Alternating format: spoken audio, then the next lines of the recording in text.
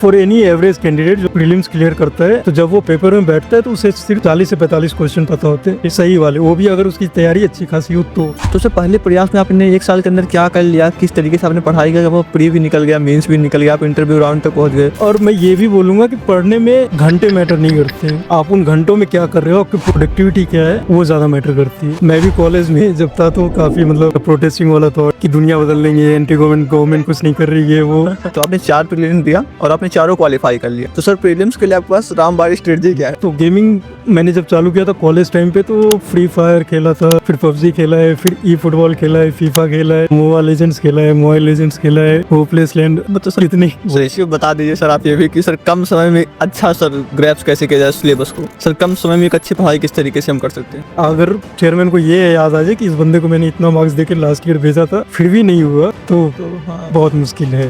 तो सर क्या यहाँ पे ये संभव नहीं था आपके लिए कि आप गेमिंग छोड़ दें? सर हम ज्यादातर सुनते हैं कि जब भी किसी का यूपीएससी में चयन होता है तो सेलिब्रेट बहुत होता है, पूरा मतलब गांव मोहल्ला शहर एकदम ये पूरा शोर मचा हुआ है कि फला आदमी का हो गया, फला घर से हो गया, लोग मिलने जा रहे हैं, लोग गुलदस्ता लेके पहुंच रहे हैं, मिठाई लेके पहुंच रहे हैं, सुबह शाम जो है आपके घर पे भीड़ से भीड़ लगा हुआ है। तो सर आपके साथ क्या आपका एक्सपीरियंस रहा इन सब चीजों को लेकर?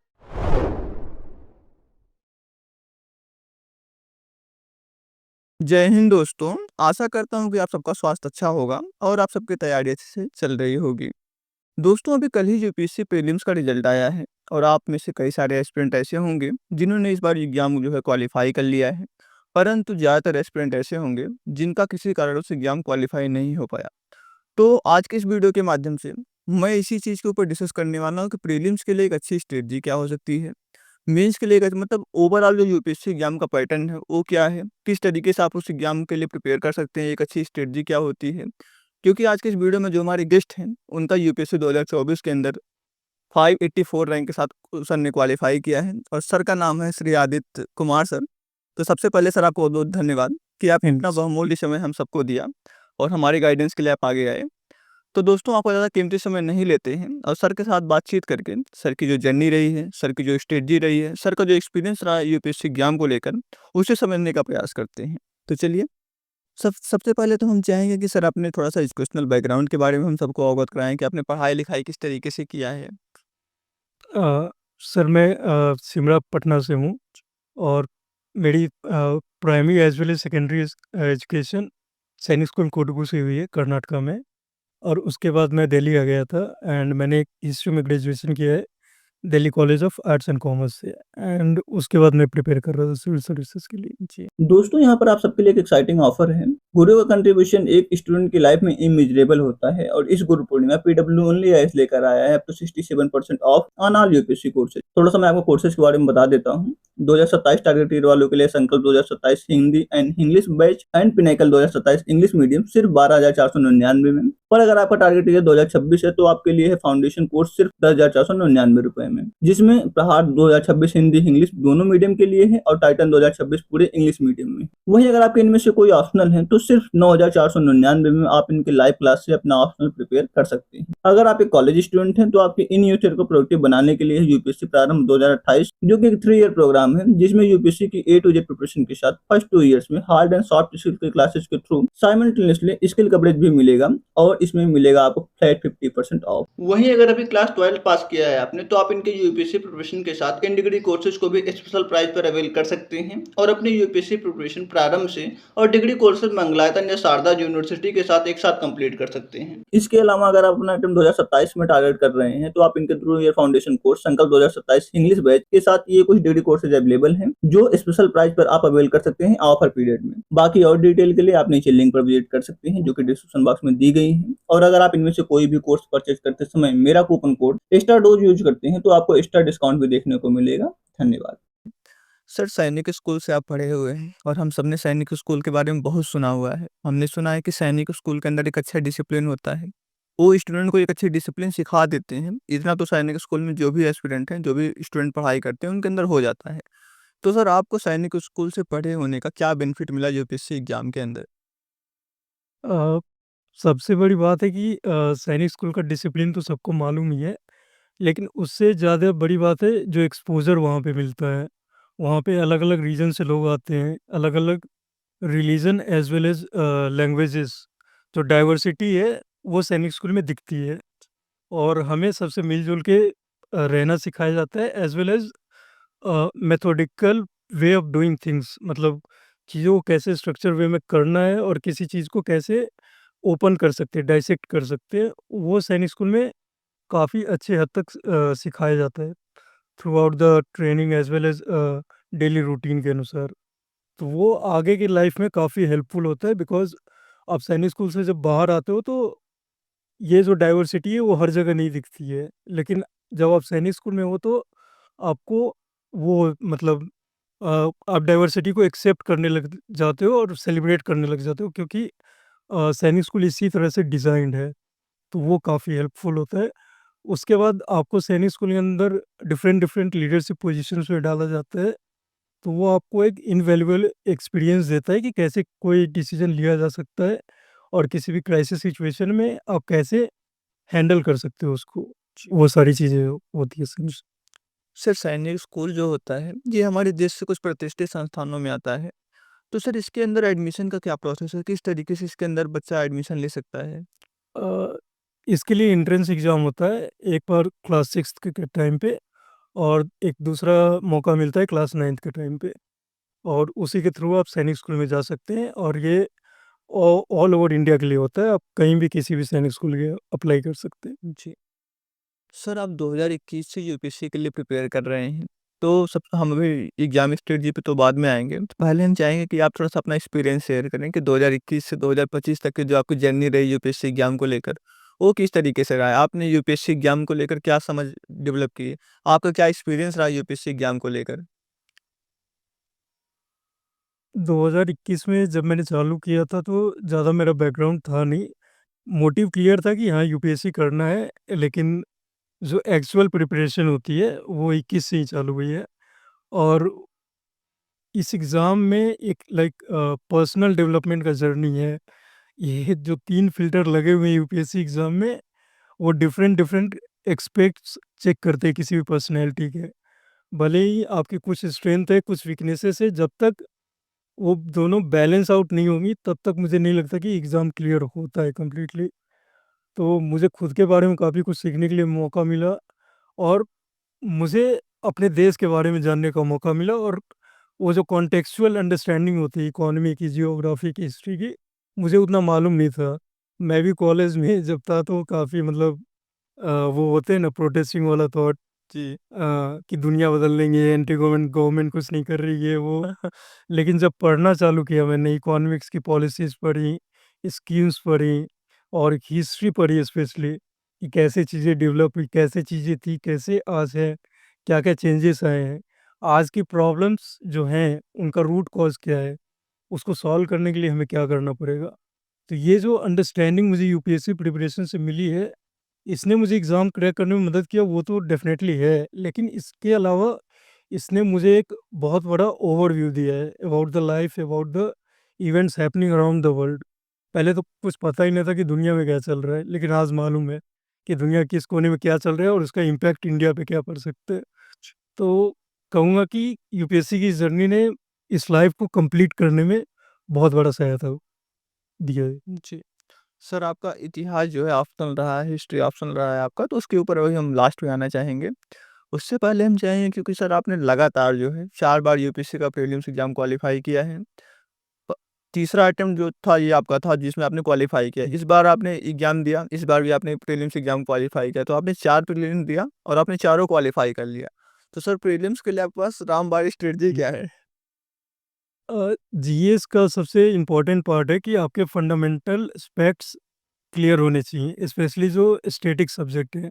जैसे हो गया पॉलिटी, हो गया ज्योग्राफी, हिस्ट्री, इकोनॉमिक्स। हिस्ट्री काफ़ी वास्ट है तो उसमें टाइम लग सकता है या आप उसको कंप्लीट नहीं कर सकते। लेकिन जो जियोग्राफी, पॉलिटी एंड इकोनॉमिक्स है, ये अगर स्ट्रॉन्ग है आपकी तो ये काफ़ी हेल्प करता है। उसके बाद आता है डायनामिक पार्ट। तो डायनामिक पार्ट में अभी हाल फिलहाल के साल में एनवायरनमेंट साइंस एंड टेक की इम्पोर्टेंस बढ़ गया है काफ़ी। तो उसके लिए जो करंट हैपनिंग्स है, उसका पता होना और जो बेसिक एनवायरमेंटल कॉन्सेप्ट्स हैं, वो पता होना काफ़ी ज़रूरी हो जाता है। तो मैंने पहले तो बेसिक्स पे काफ़ी ध्यान दिया और उसके बाद मैंने क्वेश्चंस लगाने चालू किए। मेरे अंदर वो इन्नेट क्यूरियोसिटी थी कि मैं ज़्यादा क्वेश्चन सॉल्व करूँ, क्वेश्चन सॉल्व करने में मुझे थोड़ा तो कुछ तो मज़ा आता था। जी। तो मैंने वो काफ़ी किया है और थ्रू रिवर्स लर्निंग कि क्वेश्चन के आंसर्स से देख के कि मैं क्या गलत कर रहा हूँ। क्योंकि यूपीएससी और किसी भी मॉक टेस्ट में there are certain fluctuation point जो गलत होते हैं हमेशा। क्वेश्चन को एक सर्टेन वे में प्रेज़ेंट किया जाता है ताकि जो कैंडिडेट है वो मिस्टेक करे। तो आप अगर ज़्यादा क्वेश्चन लगाते हैं तो आप उन सब मिस्टेक्स करना बंद कर देते हैं। तो वो काफ़ी हेल्प करता है। उसके बाद जो बात होती है कि पेपर के अंदर की स्ट्रैटेजी, वो काफ़ी इम्पोर्टेंट होती है। बहुत लोग ऐसे होते हैं कि जो पेपर से बाहर आने के बाद उस एक टफ क्वेश्चन की बात करते हैं जो कहीं पे सुना नहीं गया है।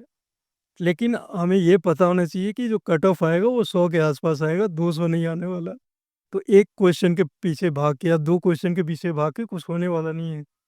और फॉर एनी एवरेज कैंडिडेट जो प्रीलिम्स क्लियर करता है, तो जब वो पेपर में बैठता है तो उसे सिर्फ 40 से 45 क्वेश्चन पता होते हैं, सही वाले, वो भी अगर उसकी तैयारी अच्छी खासी हो तो। उसके बाद का question that is all based on experience और उसने कितनी मेहनत की है टेस्ट सीरीज़ वगैरह में।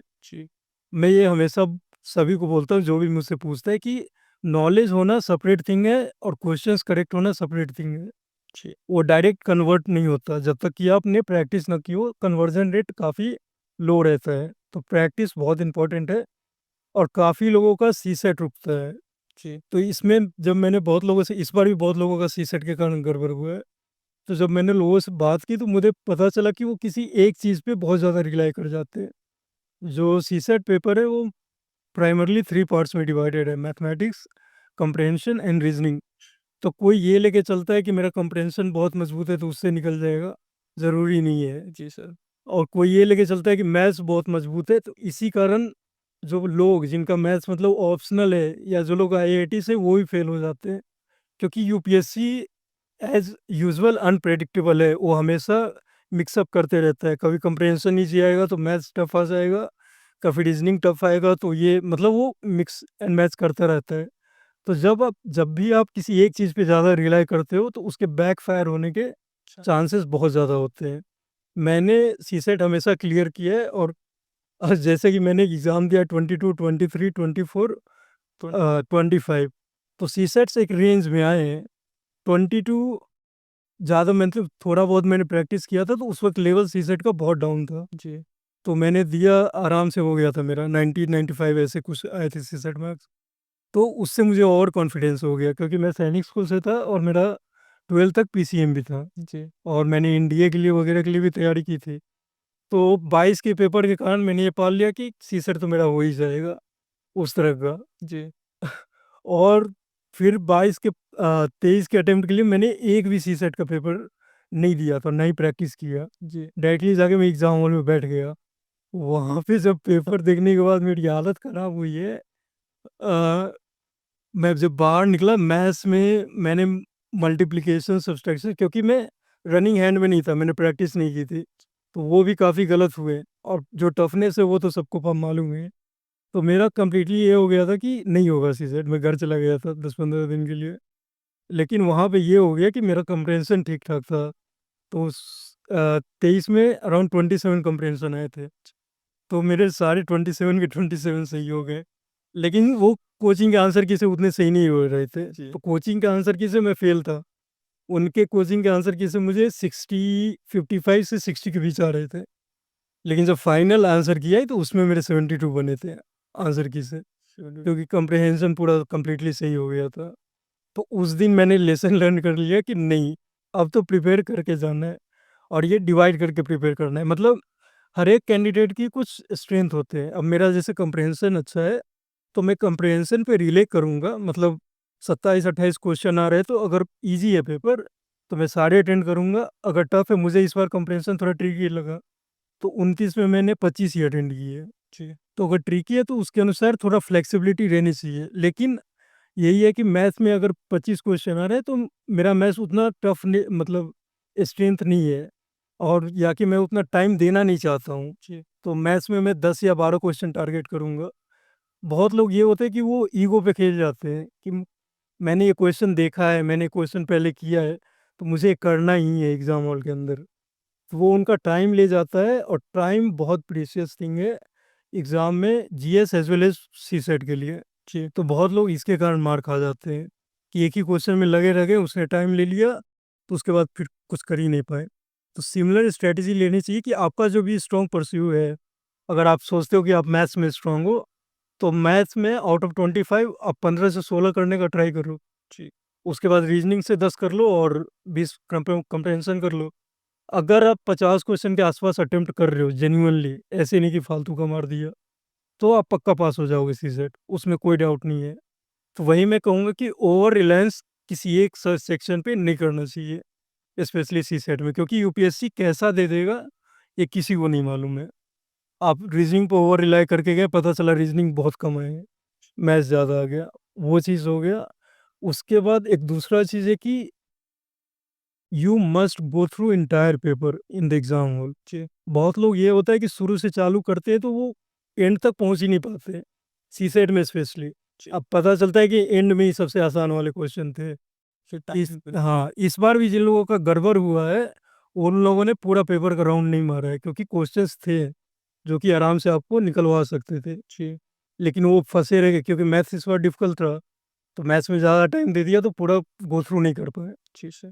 तो वो इम्पोर्टेंट है कि सीसेट में भी आप at least 1 to 2 rounds go through करो, तो इससे हो सकता है काफ़ी हेल्प। सर, आपने यहाँ पे प्रैक्टिस को काफ़ी जोर दिया है और हमारे समाज में प्रैक्टिस को लेकर बहुत ही अच्छी कहावत जो प्रचलित है कि practice makes man perfect and perfect man make practice.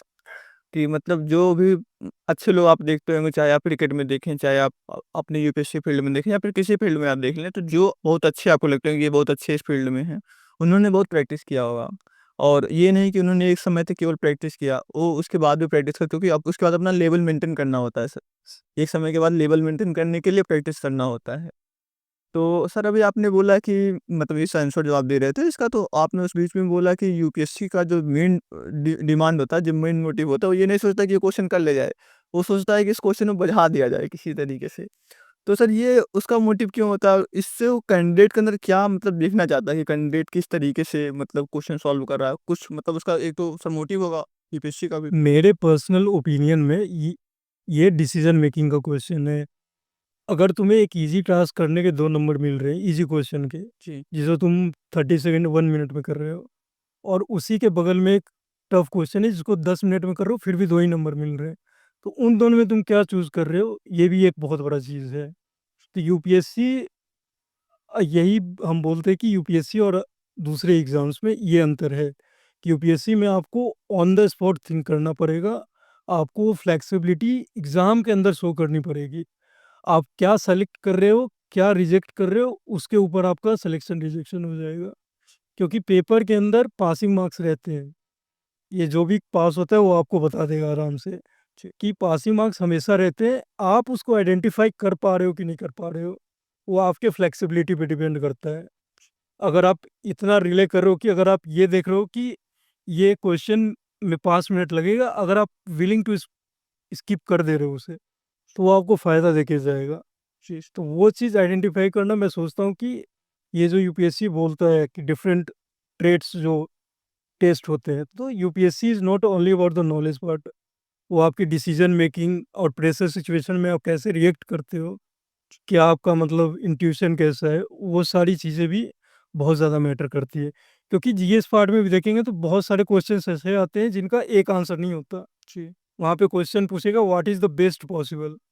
अब वो जो बेस्ट पॉसिबल है वो अलग-अलग लोगों के लिए अलग-अलग होता है। जी, तो वहाँ पे आपकी आ जाती है कि आपका मतलब डिसीजन मेकिंग कैसा है, आपका जो वाइडर अंडरस्टैंडिंग है, वो आपकी कैसी है?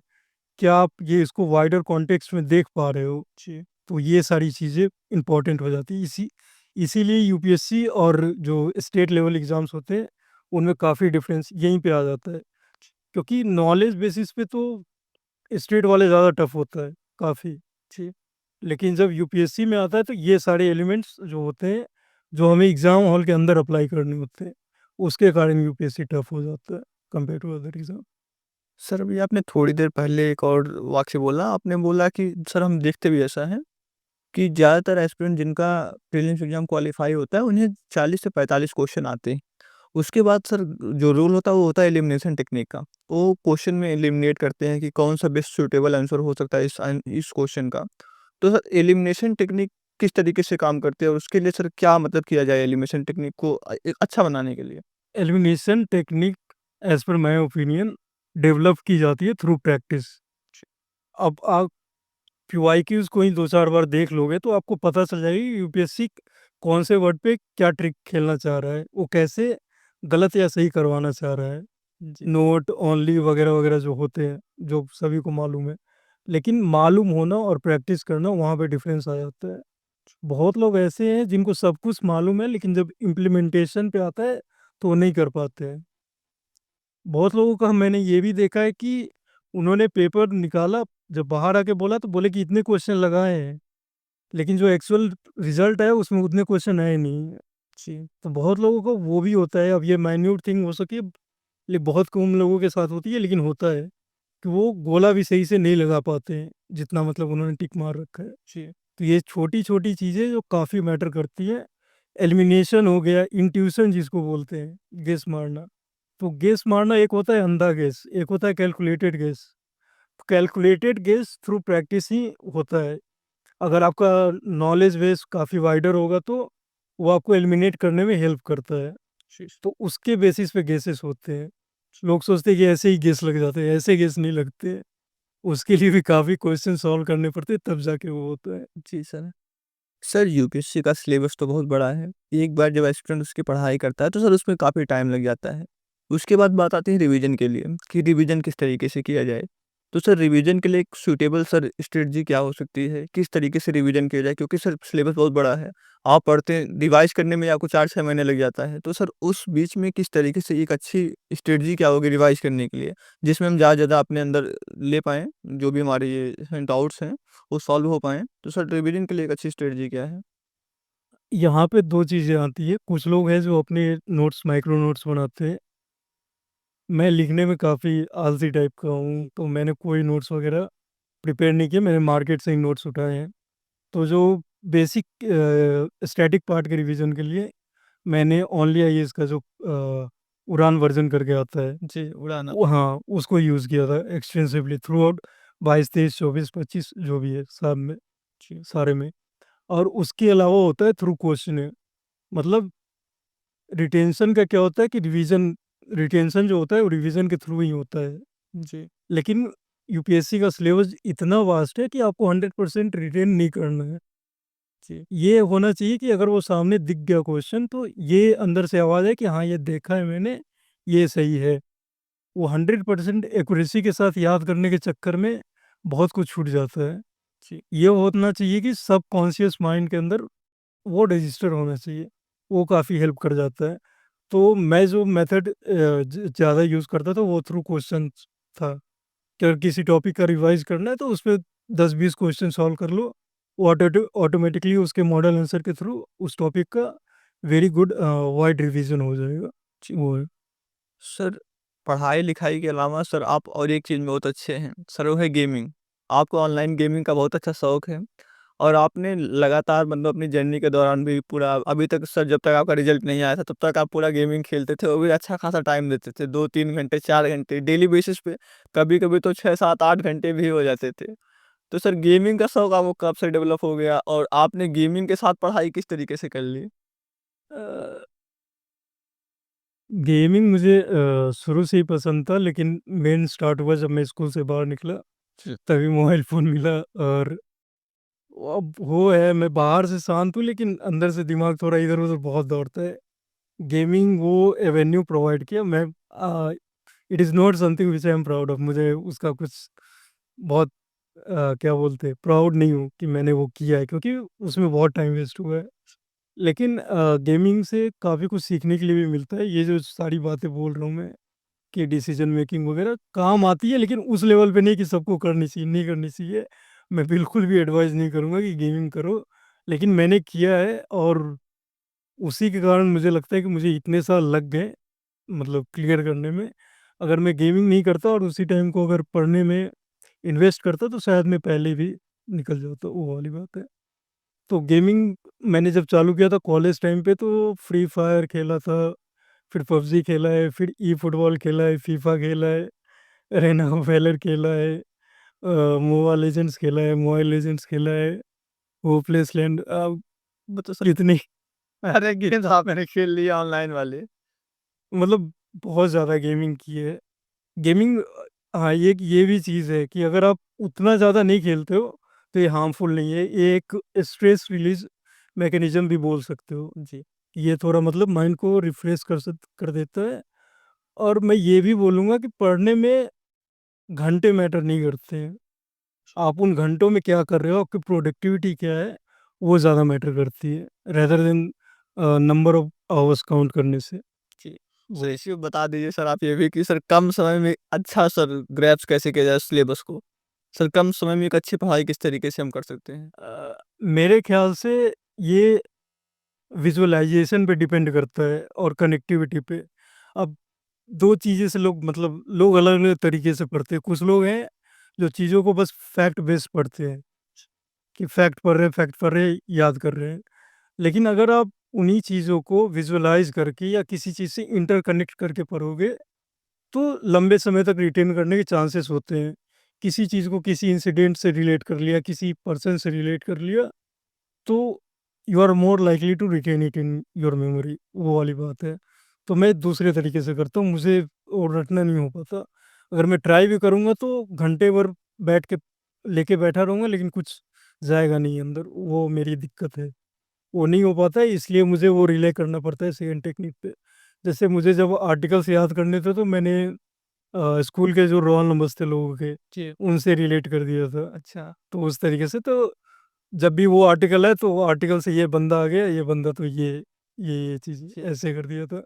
तो लोग अपनी-अपनी टेक्निक्स डेवलप कर सकते हैं, लेकिन अगर कुछ लोग हैं जो फैक्चुअल तरीके से पढ़ के कर सकते हैं, लेकिन वो बहुत कम लोग होते हैं, रिटेन मतलब एक्सेप्शनल लोग।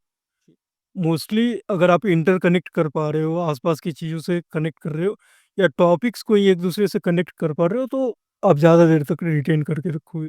जी। वो वाली चीज़ है। सर आपने 2021 में तैयारी स्टार्ट की, 2022 में अपना प्रथम प्रयास दिया और आपने प्री भी क्वालीफाई किया, मेंस भी क्वालीफाई किया और इंटरव्यू में थोड़ा-सा आपको कम मार्क्स मिला और आपका 4 मार्क्स से जो है पहला प्रयास में नहीं हो पाया। तो सर पहले प्रयास में आपने 1 साल के अंदर क्या कर लिया? किस तरीके से आपने पढ़ाई किया? जब वो प्री भी निकल गया, मेंस भी निकल गया, आप इंटरव्यू राउंड तक पहुँच गए और थोड़ी-सी मतलब कुछ मिस्टेक्स हुई होगी आपसे इंटरव्यू के अंदर जिसकी वज़ह से सर आपको 4 मार्क्स से नहीं हो पाया, वरना सर आपका फर्स्ट अटेम्प्ट में ही होना था। तो सर किस तरीके से आपने 1 साल में पढ़ाई कर लिया कि आप मतलब प्रीलिम्स, मेंस सब क्वालीफाई कर ले रहे हैं? मैंने बताया कि मैंने थ्रू क्वेश्चनिंग किया था प्रीलिम्स, और जब मैंने पहला टेस्ट दिया था, मॉक टेस्ट नेक्स्ट आईएएस का, तो उस वक्त मैंने 60 क्वेश्चन अटेम्प्ट किए थे, और मेरे 66 मार्क्स ऐसे कुछ आए थे। लेकिन जब मैं बाहर निकला था, तो मुझे लग रहा था कि मैं ये भी लगा देता, वो भी लगा देता क्वेश्चंस। जी। तो उस दिन मैंने डिसाइड किया कि अगली बार से जितने भी क्वेश्चन मैं सोच रहा हूँ कि कर सकता हूँ, वो मैं करके आऊँगा। तो उस दिन से मैंने वैसे ही चालू कर दिया, तो उसके बाद से किसी भी मॉक टेस्ट में मेरे 80-75 से कम नहीं आए, उसके ऊपर ही आए सारे मॉक टेस्ट में। और धीरे-धीरे वो टेक्निक्स, जैसे मैंने बोला, विथ प्रैक्टिस वो अच्छी होती जाती है। तो अच्छी होती गई, तो उसने काफ़ी मदद किया। मेंस के लिए मेरा ज़्यादा कुछ रहे था नहीं, लेकिन जैसे मैंने बोला है कि मैंने चीज़ों को इंटरलिंक करके पढ़ता हूँ, जी। और मेरा कॉम्प्रिहेंड करने का क्वेश्चंस का थोड़ा ठीक-ठाक है। जी। तो मेंस में मेन खेल ये होता है कि कंटेंट वाइज़ होता है, कंटेंट मैटर करता है, वैल्यू एडिशन मैटर करता है, लेकिन सबसे ज़्यादा जो मैटर करता है, क्या आप क्वेश्चन की डिमांड को मीट कर पा रहे हो। बहुत लोग ये कर जाते हैं कि उनके पास कंटेंट बहुत ज़्यादा है, वैल्यू एडिशन ज़्यादा है, लेकिन वो लिख वो रहे हैं जो वो जान रहे हैं, ये नहीं जो क्वेश्चन पूछ रहा है। तो मेरा ये था कि जो क्वेश्चन पूछ रहा है, भले ही मेरे पास वैल्यू एडिशन नहीं है, बट जो बेसिक फ्रेमवर्क होता है, वो मेरे पास था। वो इंटरलिंकिंग वगैरह थी, तो उसी को यूज़ करके मैंने मतलब पहले मेंस में मार्क्स लाए थे। और पहला मेंस जो मैंने दिया था 22 में, अभी इसमें भी है, यूपीएससी का जो एग्ज़ाम है, ये सेम नहीं रहता ईयर बाय ईयर। 22 का पेपर जब हम कंपैरेटिवली देखेंगे, तो काफ़ी एनालिटिकल इन नेचर था। तो जब पेपर एनालिटिकल इन नेचर होता है, तो लोग जो सोच के लिख पा रहे हैं, उनको थोड़ा एडवांटेज होता है ज़्यादा, कंपेयर टू द पीपल जिन्होंने अच्छे से प्रैक्टिस कर रखा है, जो नॉलेज पे ज़्यादा रिलाई करते हैं। उनके लिए ये पेपर डिफ़िकल्ट हो जाता है, एनालिटिकल वाला। और 23 का जो पेपर आया था, वो ऑलमोस्ट पीवाईक्यू बेस्ड आ गया था। जी। और मैंने मतलब 22 में जो दिया था, तो वो अच्छा खासा गया था मेरा। मैं एक्सपेक्ट नहीं कर रहा था कि इतने मार्क्स आएँगे मेरे, जितने आ गए थे। लेकिन इंटरव्यू के लिए वही हो गया, मैं ज़्यादा बात नहीं करता हूँ, तो बोलने की प्रैक्टिस नहीं की थी मैंने। सारे आंसर्स मेरे दिमाग में थे, लेकिन जब अंदर गया तो इंटरव्यूअर को बोलना पड़ रहा था कि और बताओ। तो जब ये बोलना पड़ रहा है तो मार्क्स मिलने काफ़ी मुश्किल होते हैं। और मनोज सोनी सर थे, यूपीएससी चेयरमैन, वो थे बोर्ड, मतलब मेरा चेयरमैन थे इंटरव्यू बोर्ड का। तो उन्होंने पहले क्वेश्चन में ही घेर लिया था मुझे। मेरा एक इंटरेस्ट था रीडिंग माइथोलॉजिकल फिक्शंस, जी। और सर का बैकग्राउंड भी काफ़ी स्ट्रांग है उस एरिया में। तो उन्होंने ये बोला कि समुद्र मंथन से तू क्या सीखे? तो मैंने ये बताया कि समुद्र मंथन में मतलब देवता दानव, so it says that to society to progress all the forces should come together for its. तो उसके बाद उन्होंने अगला स्टेप बोला, और उसके बाद क्या, जो मतलब कमज़ोर है या जो दूसरे फोर्सेस उनको बिट्रे कर दो, जी। क्योंकि देवताओं ने भी यही किया। तो मैंने ये वाला डाला कि sir that was for the larger interest of the society. तो उन्होंने यहाँ पे ये वो पकड़ा कि ये लार्जर इंटरेस्ट है, या जो हम नेशनल इंटरेस्ट की बात करते हैं, ये डिसाइड कौन करेगा कि लार्जर इंटरेस्ट है क्या? अब ये ऐसा क्वेश्चन था कि उस वक़्त मैंने आंसर नहीं कर पाया था। मतलब कर दिया था कि लीडर्स डिसाइड करेंगे वो, लेकिन मैं खुद कन्विंस नहीं था। तो जब मैं खुद कन्विंस नहीं हूँ तो चेयरमैन क्या ही कन्विंस होगा। तो उसमें 151 मार्क्स मिले थे, तो वो हो गया था। फिर दूसरे अटेम्प्ट में क्या हुआ कि मैं ये लेके सोच रहा था कि पहले अटेम्प्ट में उतने मार्क्स आ गए मेंस में, तो दूसरे में तो 10-20 नंबर ज़्यादा ही आएँगे। तो मैंने मतलब ज़्यादा मैं ओपन नहीं था, तो मुझे मालूम नहीं था कि ये पीछे भी जाता है, आगे नहीं जाता सिर्फ़। तो उसके कारण बहुत बड़ा कांड हो गया। मतलब 23 वाले में जो पेपर आ गए वो पीवाईक्यू बेस्ड आ गया। तो पेपर जब भी पीवाईक्यू बेस्ड है ना, तो आपको आंसर्स बहुत सटीक लिखने होंगे। क्योंकि ये जो एग्ज़ाम है यहाँ पे फर्स्ट अटेम्प्ट से लेके 6th अटेम्प्ट, 9th अटेम्प्ट, बहुत रेंज बहुत ज़्यादा है। लोग हैं जो 8 साल 10 साल से भी पढ़ रहे हैं। जो वो आंसर लिखेंगे उनका पिन पॉइंट रहेगा विद फैक्चुअल वैल्यू एडिशन। तो जब पीवाईक्यू बेस्ड आ जाता है तो आपका कंटेंट सॉलिड होना चाहिए, नहीं तो नंबर नहीं मिलेंगे। तो मेरे साथ वही कांड हुआ। मेरा कंटेंट काफ़ी स्ट्रक्चर्ड नहीं था और सॉलिड नहीं था in the terms of value addition वगैरह। जी। तो नंबर काफ़ी कम हो गए। और ऐसे में भी वही सेम खेल हुआ। मतलब 22 में क्या था कि नेचुरली मेरा क्रिएटिव राइटिंग ठीक-ठाक था, स्कूल के टाइम से ही।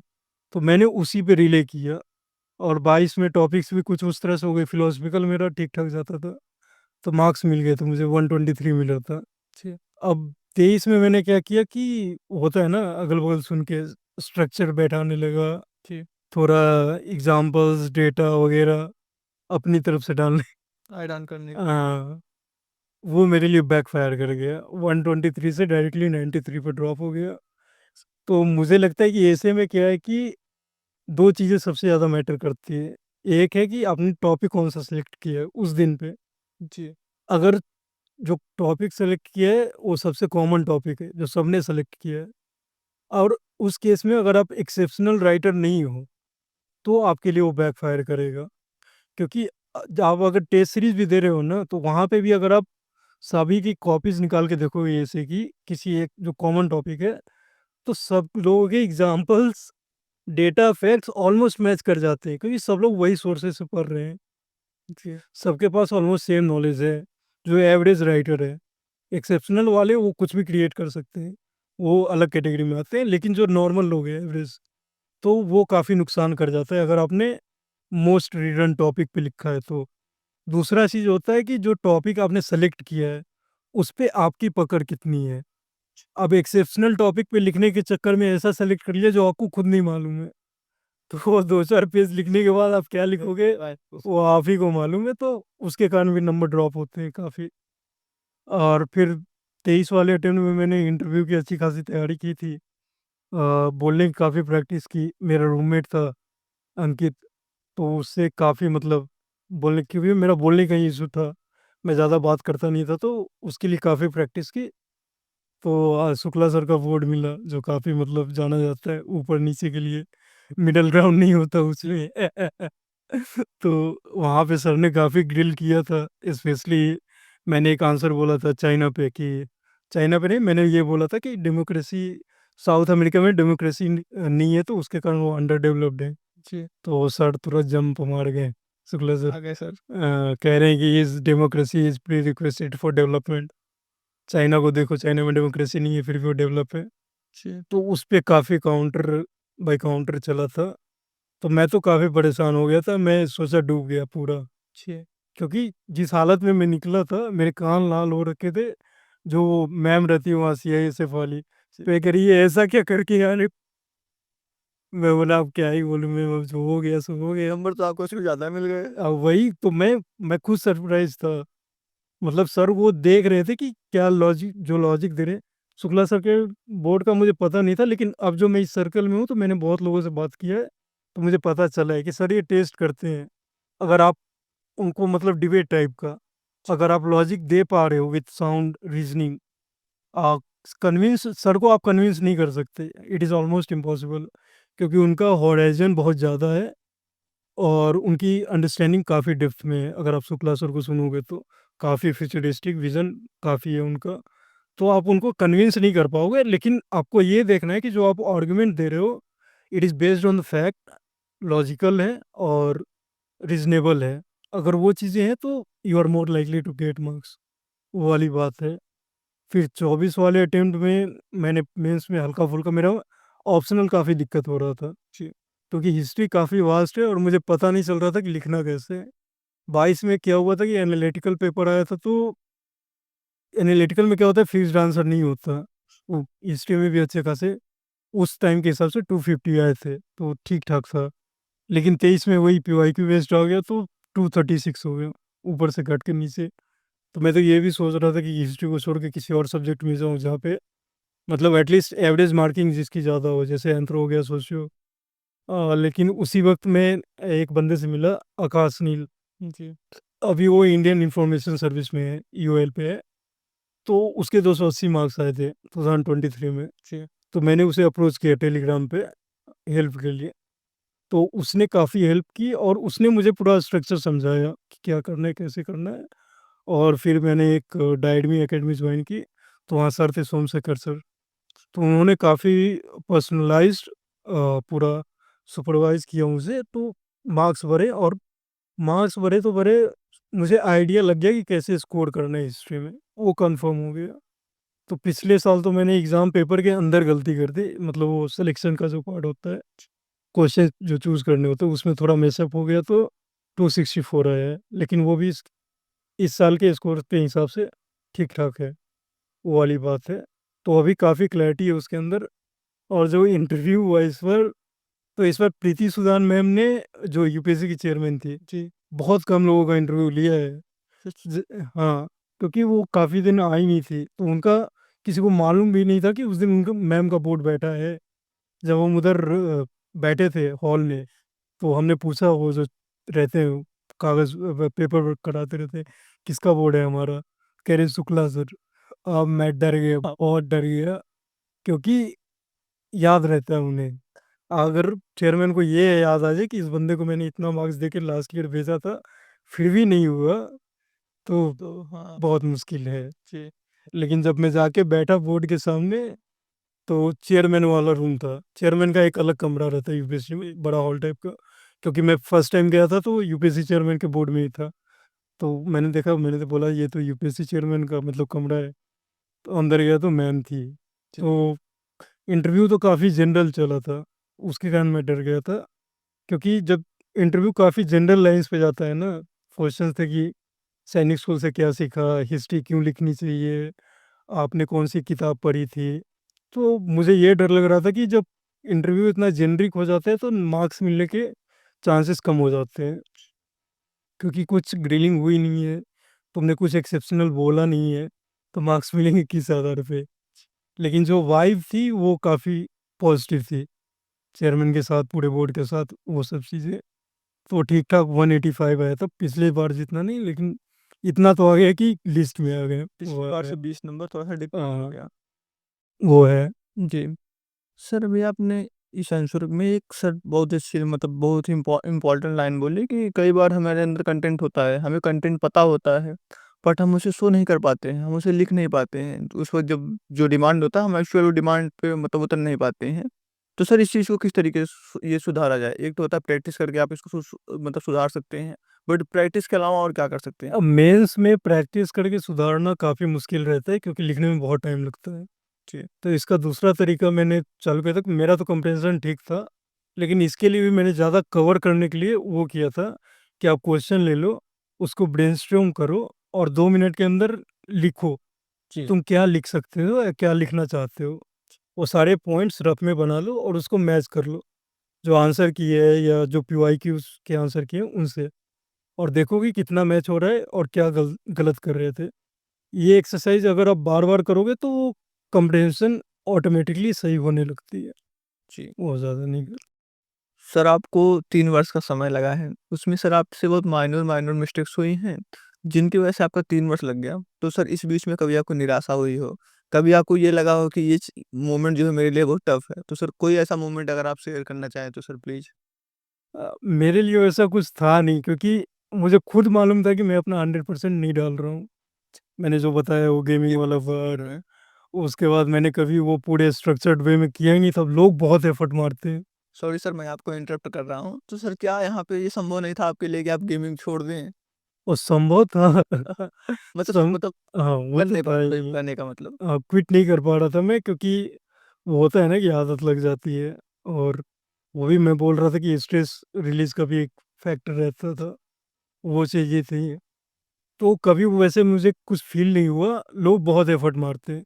मैंने ऐसे-ऐसे लोग देखे हैं जिन्होंने मतलब हर एक वर्ड जो सिलेबस का है, उसके ऊपर क्वेश्चंस तैयार करके पूरा कंटेंट तैयार कर रखा है। मतलब उस लेवल का डेडिकेशन, प्रिपरेशन मैंने देखा है लोगों में। तो मैंने कभी भी उस लेवल पे नहीं गया हूँ मैं। ट्राई कर रहा हूँ लेकिन उस लेवल पे नहीं पहुँच पाया हूँ। 20 ये 24 के बाद थोड़ा तो सीरियस हुआ हूँ मैं। मेरे पास अब थोड़ा स्ट्रक्चर कंटेंट है। तो इसीलिए मैं इस बार ज़्यादा होपफुल हूँ कि मैं बेटर कर पाऊँगा। लेकिन मैंने कभी उस लेवल की तैयारी नहीं की, और तो इसलिए जब तक आप अपना 100% नहीं देते हो और खुद से ऑनेस्ट हो, जब आपको मालूम है कि आपने नहीं किया है पूरा, जी, तब आप डिप्रेस नहीं हो सकते, स्ट्रेस में नहीं जा सकते। जी, क्योंकि आपको मालूम है कि अभी आपने अपना बेस्ट दिया नहीं है। और उसके अलावा जो मैं भले ही इंट्रोवर्ट हूँ, लेकिन मैं बोल सकता हूँ मैं काफ़ी भाग्यशाली हूँ कि जो लोग मेरे आस-पास हैं, वो बहुत ही ज़्यादा अच्छे हैं। जी सर। बहुत ही ज़्यादा मतलब घर पे हैं, मम्मी-पापा वो तो हैं ही हैं। मेरा जो छोटा भाई है, जी, मतलब मैं बहुत केयर फ्री हूँ, मुझे घर का कभी कोई टेंशन रहा ही नहीं। वही वो बड़े भाई की तरह उसने बिहेव किया है, मेरे जो छोटे भाई है। उसने हमेशा मतलब मुझे कभी कुछ टेंशन लेने ही नहीं दिया घर का, तो उससे काफ़ी मदद मिली। फिर मेरा रूममेट जो है, मैं इंट्रोवर्ट हूँ तो मेरा सर्कल काफ़ी बड़ा नहीं है, बहुत गिने-चुने लोग हैं, लेकिन जो हैं वो बहुत अच्छे लोग हैं। तो उनकी मदद से कभी ऐसा फ़ील नहीं हुआ कि बहुत ज़्यादा स्ट्रेस आ रहा है या डिप्रेस हो रहा हूँ या लोड हो रहा हूँ। बुरा लगता है, लेकिन मालूम है कि कहाँ पे क्या गलती की है, तो फिर बुरा लगने से क्या होता है। जी, वही ये एक चीज़ मैं बोलूँगा कि खुद के साथ ऑनेस्टी बहुत इम्पोर्टेंट है इस जर्नी में। अगर तुम खुद को झूठ बोल के बहला रहे हो तो फिर करेक्शन नहीं हो पाएगा, वो दिक्कत है। जी, मतलब आप एग्ज़ाम हॉल से निकले, आपने क्वेश्चन पेपर को ब्लेम कर दिया, आपने इन्विजिलेटर को ब्लेम कर दिया या आपने इंटरव्यूअर को ब्लेम कर दिया, तो वो ये होता है बहुत ज़्यादा। जी। हुँ, सर अभी कल 11 जून को यूपीएससी का जो है प्रीलिम्स का रिजल्ट आ गया है। हो सकता है इस वीडियो को अपलोड करने में हमें 2-4 मतलब ये 2-4-6 दिन का 10 दिन का समय अप्रॉक्स लग जाता है।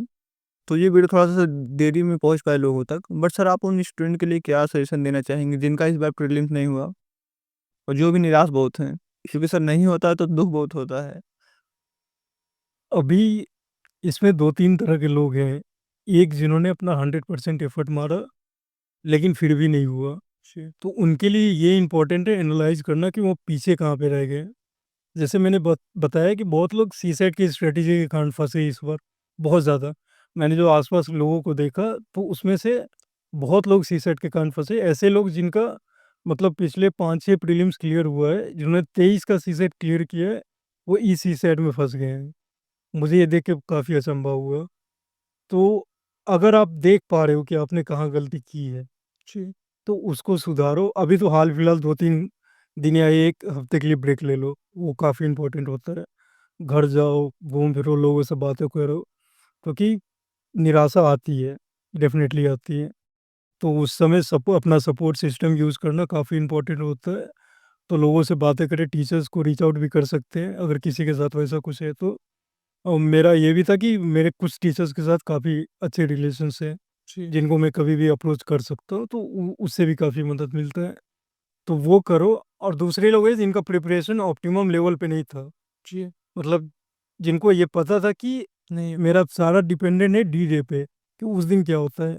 मॉक्स में उतने अच्छे नंबर नहीं आ रहे थे, मतलब जी, क्लियर वाले पूरे। आपने अपना पूरा 100% प्रिपरेशन क्लियर नहीं कंप्लीट नहीं किया है। तो उनका ये है कि एनालाइज़ करो, उनको तो ब्रेक भी नहीं चाहिए होगा ज़्यादा, क्योंकि उनको पता था पहले से कि हमारा नहीं हो रहा या हमारी कमी है। तो उनको एनालाइज़ करके लग जाओ, क्योंकि यूपीएससी में टाइम बहुत मैटर करता है, बहुत ज़्यादा। सही बात है। जितना टाइम हो उसको अच्छे से यूटिलाइज़ करो। अभी तो प्री का तैयारी करने की ज़रूरत नहीं होगी, मेंस पे अभी ध्यान देने का होगा। और प्रीलिम्स को वीकली बेसिस पे, और जो-जो सब्जेक्ट्स कमज़ोर हैं उसमें ज़्यादा इन्वेस्ट करने के लिए कोशिश करें। सर हम ज़्यादातर सुनते हैं और देखते भी हैं कि जब भी किसी का यूपीएससी में चयन होता है तो सेलिब्रेट बहुत होता है। पूरा मतलब गाँव, मोहल्ला, शहर एकदम ये पूरा शोर मचा हुआ है कि फला आदमी का हो गया, फला घर से हो गया। लोग मिलने जा रहे हैं, लोग गुलदस्ता लेके पहुँच रहे हैं, मिठाई लेके पहुँच रहे हैं। सुबह-शाम जो है आपके घर पे भीड़ से भीड़ लगा हुआ है। तो सर आपके साथ क्या मतलब आपका एक्सपीरियंस रहा इन सब चीज़ों को लेकर? हमने ज़्यादा कुछ किया नहीं उतना, मैं सिर्फ़ घर गया था 1 दिन के लिए, और गाँव वाले आए थे।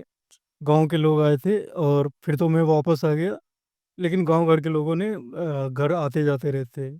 मतलब चर्चा है, लेकिन ये उस लेवल का नहीं है जो हम देखते हैं आस-पास, ये लिमिटेड है। एक तो सर होता है माहौल आप बनाने वो नहीं, नहीं, ये हमारा चर्चित कर दें कि भाई हो गया। अभी सर सोशल मीडिया पे जब जिस दिन रिज़ल्ट आया, उस दिन कितने मतलब ऑफ़िसर ऐसे थे जिनका कि खूब नाम हो, सबको पता चले कि फलाँ का हुआ है और फलाँ जगह से है, इतनी रैंक है, यहाँ तक सर मशहूर हो गए।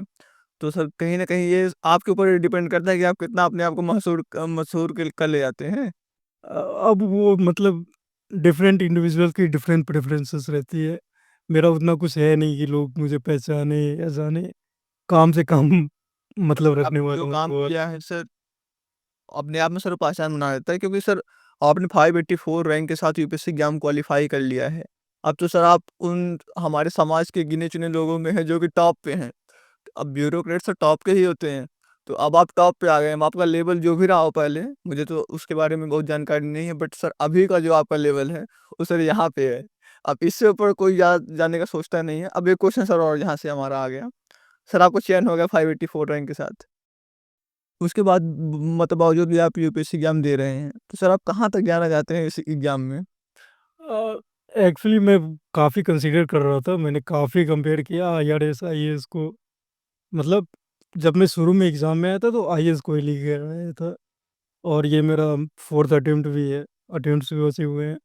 और ज़्यादा मैं अभी कितना 25 का होऊँगा इस सितंबर में, तो एज भी मेरी तरफ है, तो मैंने सोचा कि कम से कम 4th अटेम्प्ट, ये जो 2 महीने का है, और मैं करता क्या? जी, वेस्ट करने के लिए तो कर सकता था, लेकिन उतना कोई मतलब बन नहीं रहा था। लेकिन मैं जब आईआरएस को कंपेयर भी कर रहा था, तो आईआरएस काफ़ी अच्छी सर्विस, मतलब मोस्ट प्रोबेबली जो मुझे मिलेगी अभी कैलकुलेशन के हिसाब से, कंफर्म नहीं है जब तक कि लोकेशन लिस्ट ना आ जाए। जी, तो मुझे इंडिविजुअल लेवल पे ज़्यादा फ़र्क आ नहीं रहा था। जी, लेकिन फिर भी मैं सोच रहा हूँ कि जब तक अटेम्प्ट है, क्योंकि आईएएस का वो है, ऑरा अलग है, और जो अपॉर्च्युनिटीज़ हैं, आईआरएस का जो वर्किंग स्टाइल है, वो मेरे इंडिविजुअल क्वालिटी में ज़्यादा मतलब अलाइन होती है, कि चुपचाप अपना काम करो एक जगह, वो वाला टाइप। लेकिन जो मैं सोच के आया था जी, कि डिफरेंस क्रिएट करना है, जी, जो सपना था सर बचपन से। हाँ, कि ग्राउंड लेवल पे काम करना है थोड़ा। मुझे पता है कि दुनिया नहीं बदल सकते, लेकिन जितना बदल सकते हैं, मैं बहुत लोगों को देखा है कि बहुत काम कर सकते हैं। मतलब अगर आप उस लेवल पे हैं और उस पोज़ीशन पे हैं, जी, तो आप दुनिया भले ना बदले, पूरा सिस्टम भले ना बदले, लेकिन जो आपके अंडर है, उसमें काफ़ी चेंजेस ला सकते हैं। जी, ऐसे बहुत इंस्पिरेशनल स्टोरीज़ हमने पढ़ी हैं, देखी हैं। तो वो अपॉर्च्युनिटीज़ मैं भी चाहता हूँ। जी। तो उसी के चक्कर में भी लगा हुआ हूँ, लेकिन एग्ज़ाम साइकिल है बहुत ख़राब, मतलब खतरनाक कह सकते हैं। पता नहीं चलता कि समय कैसे जा रहा है, साल बाई साल ऐसे ही निकल जाते हैं।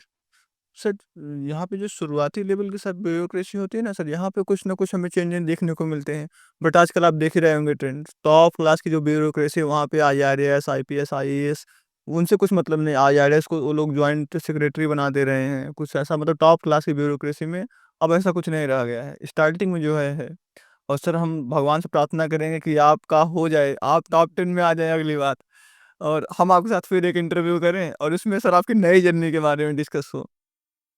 सर, हमने बहुत सी चीज़ों पे डिस्कस किया। आपने अपनी प्रीलिम्स की स्ट्रेटजी बता दी, मेंस की बता दी, इंटरव्यू की बता दी। आपने ये भी बताया कि जब हमारा नहीं होता है तो उस वक़्त हमें किस तरीके से उस चीज़ों से उभरना है। जब हमारा हो रहा होता है तो हमें कि कैसा फ़ील होता है। अब सर हम चाहेंगे कि अगर आप कुछ 3 टिप्स देना चाहें एस्पिरेंट को, जिसका कि यूज़ करें आज से, और उनका जो नेक्स्ट अटेम्प्ट वो जब देंगे, मतलब जो 2026 वाला उनका अटेम्प्ट हो, उस अगर टेक्निक का यूज़ करते हैं, उस स्ट्रेटजी का यूज़ करते हैं, तो इस चीज़ के चांसेस ज़्यादा हों कि उनका प्रीलिम्स क्वालीफाई हो जाए, मेंस क्वालीफाई हो जाए, इंटरव्यू क्वालीफाई हो जाए, क्योंकि आपने सब दिया है और आपने लगातार तीनों बार दिया है। प्रीलिम्स, मेंस क्वालीफाई भी किया है, इंटरव्यू भी आपने एक बार क्वालीफाई कर लिया है। इसलिए आपको सबके बारे में अच्छा आइडिया है, आपने अपनी गलतियों पे काम भी किया है।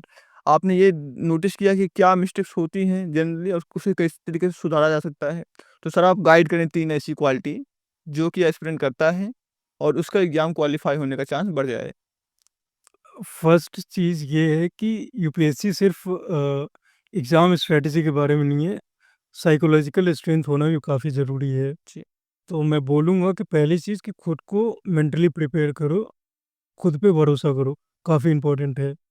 और ये सबसे इम्पोर्टेंस आ जाता है एग्ज़ाम डे के अंदर। जी। बहुत लोग ये होते हैं कि अंडर कॉन्फिडेंट अगर आप हो, तो आप जो 45 के बाद का जो फ़ासला होता है 10-15 क्वेश्चन का, जी। वो करने में काफ़ी मुश्किल आ जाती है, जब तक आपको खुद के ऊपर कॉन्फिडेंस ना हो। तो खुद पे कॉन्फिडेंस रखो। दूसरी बात, सेल्फ एनालिसिस सबसे ज़्यादा इम्पोर्टेंट है, सेल्फ रिफ्लेक्शन। जी। आपको अपनी स्ट्रेंथ और वीकनेसेस पता होना चाहिए। मुझे मालूम है कि मेरी हैंडराइटिंग बहुत ज़्यादा गंदी है, जी। और मेरा स्पीड भी उतना कुछ ख़ास नहीं है। तो उसके लिए मैं अपने हिसाब से स्ट्रैटेजी बना के पेपर कंप्लीट करता हूँ, उसके हिसाब अपने हिसाब से। तो जिसकी जो है अपनी स्ट्रेंथ और वीकनेसेस पता करनी पड़ेगी, और ये दूसरे लोग आपको नहीं बताएँगे। कुछ चीज़ें भले बता दें, लेकिन आखिरकार दिन के 24 घंटे में से 24 घंटे सिर्फ़ आप अपने साथ हो। जी। तो आपको आपके बारे में सबसे ज़्यादा मालूम है। तो वो बहुत ज़रूरी है, सेल्फ रिफ्लेक्शन। तीसरी चीज़ है कि क्विक रिज़ल्ट्स के बारे में ना सोचें। ये मैंने 2 बार 3 बार फेल होके लर्न किया है कि क्विक रिज़ल्ट्स नहीं आते हैं। मैं सोच रहा था कि ऐसे जैसे-तैसे चल रहा है, तो ऐसे ही निकल जाऊँगा। लेकिन यूपीएससी ने बार-बार आखिरी में रोक के ये बताया कि नहीं, जब तक खुद को नहीं बदलोगे, तब तक चीज़ें नहीं बदलेंगी। वो है, तो ये बहुत ज़रूरी है कि आप समझें कि खुद में बदलाव, ये यूपीएससी का जो प्रिपरेशन है एक जर्नी की तरह है, और इसमें जो ग्रोथ होगा डेफ़िनेटली होगा अगर आप एफ़र्ट मार रहे हो। भले ही एक दिन में रिज़ल्ट आपके सामने ना आए, बट इंक्रीमेंटल ग्रोथ होता है, धीरे-धीरे चीज़ें बदलती हैं। तो आपके अंदर वो थोड़ा-सा वो सहने की क्षमता होनी चाहिए। जी। ये नहीं कि आज किया और सोच रहा हूँ कि कल रिज़ल्ट आ जाएगा, वो नहीं होता। मतलब मोस्ट ऑफ द केसेस में नहीं होता, एक्सेप्शनल के पीछे नहीं जा सकते। तो वो सहने की क्षमता, एंड्योर करने की क्षमता, वो बनानी पड़ेगी। और एक चीज़ मैं और बोलना चाहूँगा कि अगर आप फिज़िकल पे ध्यान दे सकते हो, जी। तो वो ज़रूर दें, क्योंकि जो मेंटल हेल्थ होता है, वो कहीं न कहीं फिज़िकल हेल्थ से कनेक्टेड होता है। काफ़ी मैं जब स्कूल से निकला था, स्कूल में मैं काफ़ी था एथलेटिक टाइप, मुझे मतलब best all rounder as well as best sportsman मिला था अपने बैच का। जी। लेकिन जब मैं बाहर आया तो मैंने ये खुद को ये आर्गुमेंट दिया, यही होता है कि कैसे खुद को गुमराह किया जाता है। मैंने खुद को ये समझाया कि अब यूपीएससी दे रहे हैं, तो यहाँ पे जो पढ़ाई-लिखाई ये ज़्यादा मैटर करती है, फिज़िकल का कोई मैटर है नहीं। तो मैंने ऑलमोस्ट बंद कर दिया, और जो मेरी बॉडी है ऐसी है कि अगर मैं एक्सट्रीम लेवल पे वर्कआउट ना करूँ, तो बहुत क्विकली वेट गेन करता हूँ। तो मेरा वेट अराउंड 90-92 हो गया था। अच्छा सर। हाँ, अभी तो ये मेंस के बाद मैंने कितने 20 किलो के अराउंड लूज़ किया है। ये वो मैं बता रहा हूँ ना कि 24 के बाद से मैंने कुछ तो हल्का स्ट्रक्चर लाना चालू किया है लाइफ में, कि नहीं अब नहीं चलेगा ऐसे, कुछ तो चेंजेस लाने पड़ेंगे। तो वो है कि अगर आप खुद को एक्सक्यूज़ देना बंद कर सकते हो तो कर लो, वो काफ़ी इम्पोर्टेंट होता है। अगर आप कुछ करना चाह रहे हो तो कर सकते हो, वैसा कुछ है नहीं, वो वाली बात है। सर आपने अपना बहुमूल्य समय हमें दिया और एग्ज़ाम के बारे में हमें बहुत अच्छे से गाइड किया। आपने तीनों स्टेज के बारे में बताया, अपनी जर्नी बताया और मैं उम्मीद करता हूँ कि जो भी आपको सुन रहा होगा, जो स्टूडेंट आपको सुन रहा होगा या फिर जो पेरेंट्स आपको सुन रहे होंगे, उन्हें इस एग्ज़ाम को लेकर बहुत आइडिया हुआ होगा। अगर स्टूडेंट सुन रहे हैं तो उनके लिए तो ओवरऑल मतलब डायरेक्ट मतलब उनको पता चल गया कि क्या-क्या चीज़ें हैं। अगर पेरेंट्स सुन रहे हैं तो उन्हें ये पता होगा कि अपने बच्चों को किस तरीके से गाइड करना है। क्योंकि सर कहीं न कहीं यूपीएससी एग्ज़ाम में जहाँ तक मैं समझ पाता हूँ, एक बहुत ही अच्छी जो गाइडेंस होती है, उसका बहुत इम्पोर्टेंट रोल होता है। क्योंकि अगर पास एक सही गाइडेंस नहीं है, आप गलत दिशा में प्रयास कर रहे हैं, तो आपके मार्क्स जो है नहीं आते। आपका जो मतलब छोटी-छोटी मिस्टेक से नहीं हो पाता। जैसा आपने बताया कि आपका हिस्ट्री ऑप्शनल में मार्क्स नहीं आ रहा था, तो कोई सर हैं, जिनके आकाश जी। माध्यम से आकाश सर हैं, जिनके माध्यम से आपने टेलीग्राम से जुड़े आप और उसके बाद आप सर से गाइडेंस लेके आपने अच्छा मार्क्स स्कोर किया। तो इस तरीके से गाइडेंस का एक इम्पोर्टेंट रोल होता है। और जब आप जैसे कैंडिडेट, आप जैसे ऑफिसर हम सबको गाइड करते हैं, तो ये कहीं न कहीं हमारे लिए भी एक बहुत ही हेल्पफुल होता है, क्योंकि हम कम समय में चीज़ों को अच्छे से समझ जाते हैं। जो आपने 3-4 साल में अपने अनुभव से सीखा, वो आपने हमें 1 घंटे में बता दिया। हम सबको बा उसके बारे में जानकारी हो गया। तो इसके लिए सर आपको दोबारा से बहुत-बहुत धन्यवाद। दोस्तों, आज की इस वीडियो में इतना ही था। मैंने कोशिश किया कि सर की जो भी जर्नी रही वो आप तक सही से पहुँच पाए और ये वीडियो बिल्कुल अनफ़िल्टर्ड है। हमने कुछ भी इसमें फ़िल्टर नहीं लगाया है। जो भी बातें हैं आपके सामने डायरेक्ट हुई हैं। तो आज की इस वीडियो में इतना ही था। इस वीडियो को उन फ्रेंड के साथ भी ज़रूर शेयर करें जो कि यूपीएससी एग्ज़ाम के लिए प्रिपेयर कर रहे हैं और जिनको यूपीएससी एग्ज़ाम के बारे में अच्छे से समझ नहीं है, उनको तो आप बिल्कुल ये शेयर कर दें। जिनका किसी कारणवश नहीं हो पा रहा है, आप उन्हें दिलासा दीजिए कि वो अच्छे से प्रयास करें और नेक्स्ट ईयर में उनका हो जाएगा। बाकी सर के साथ जुड़ने के लिए आपको नीचे लिंक पर जो मैं डिस्क्रिप्शन बॉक्स सर के साथ लिंक दे दूँगा, जो भी सर का इंस्टा अकाउंट है, आप वहाँ से जाके सर के साथ जुड़िए। आप सर से गाइडेंस ले सकते हैं। आप सर से जुड़ के अपने जो डाउट्स हैं उन्हें क्लियर कर भी सकते हैं। तो चलिए, आपका बहुत कीमती समय नहीं लेता हूँ। धन्यवाद।